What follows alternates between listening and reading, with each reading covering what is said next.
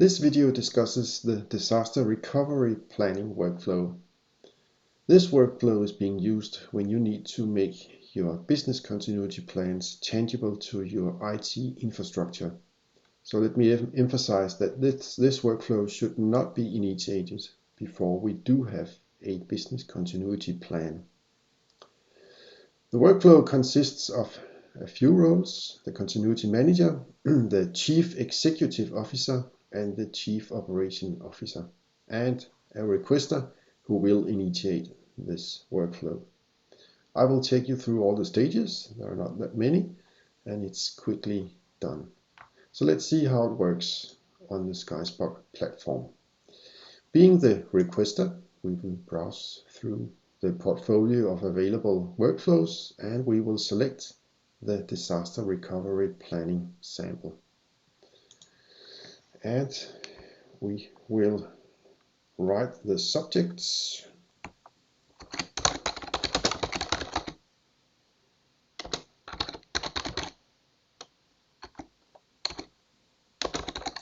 Service level upgraded from bronze to silver. And why? Because the business needs availability through all business hours. So we will submit this form. That's all the pieces of information that we need to enclose at this time. And now we are in the stage draft IT service continuity management strategy. So let's jump over to the role of the continuity manager and see whether he or her did get this request, which has happened. And as there is a blue pencil in the lower right corner of this request, we can dive in to the contents and see what is supposed to be done. What is supposed to be done is that we need to have a drafted strategy. To save some time, I'll just say that we enclose it to the workflow, attach it as a document, which will enable us to proceed to the next level. Now that we have enclosed the drafted strategy, we can now ask the chief executive officer to look into the strategy. The chief executive officer will then, in parallel with the business continuity planning, see if the draft is something that is okay to work with. So, being the chief executive officer, we will now dive into the request. And we don't actually have to enrich anything, we just are enabled to approve or reject this draft. But let's say that we will approve the draft, and we will ask the continuity manager to continue with this workflow. So we are asking the continuity manager to develop plans and procedures.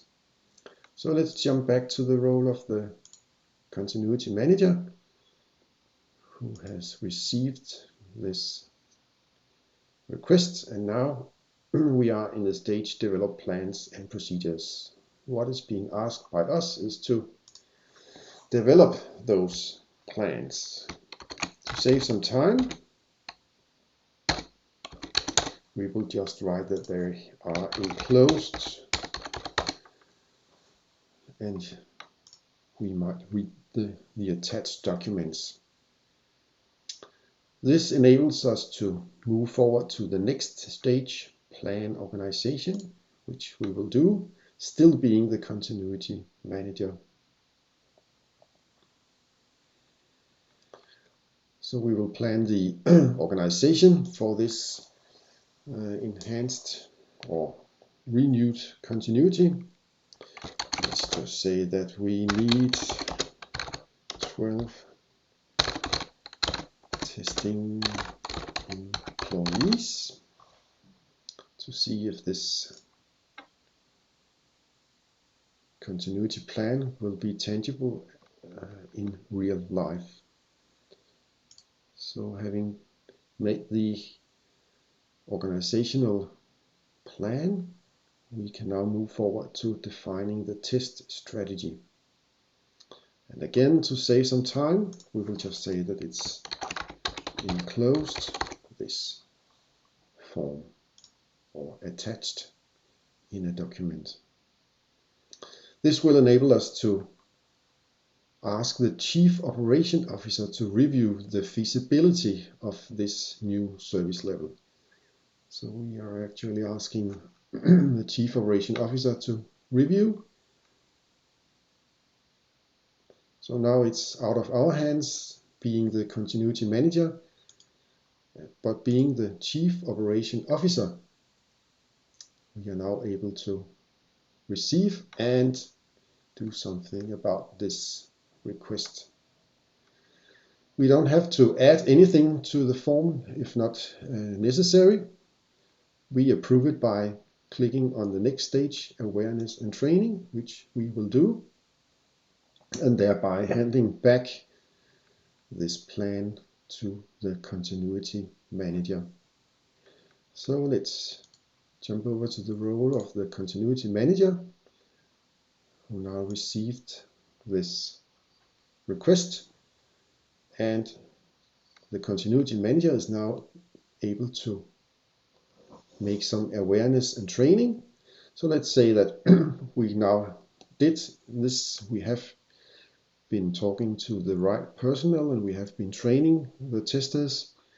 So we will now ask the operations to perform the actual test. Now this plan is out of our hands and we will be back to the Chief Operations Officer who has received this form and will now perform the actual test. And let's just say that the test result is okay.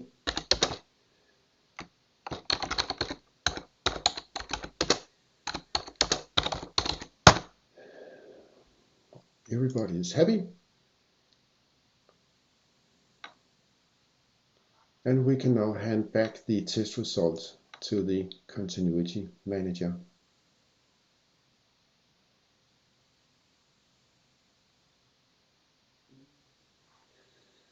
So let's jump back to the role of the continuity manager, who received the plan and now have the choice to maybe once again develop plans and procedures and redo some of the stages, or let's say in this case everything is okay, so we are just allowed to select done and closing regarding this particular continuity plan.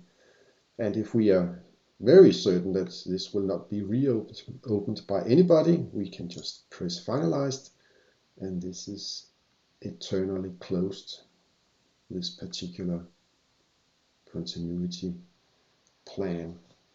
So this was a walkthrough the disaster recovery planning workflow, which of course may be altered to suit your organizational needs.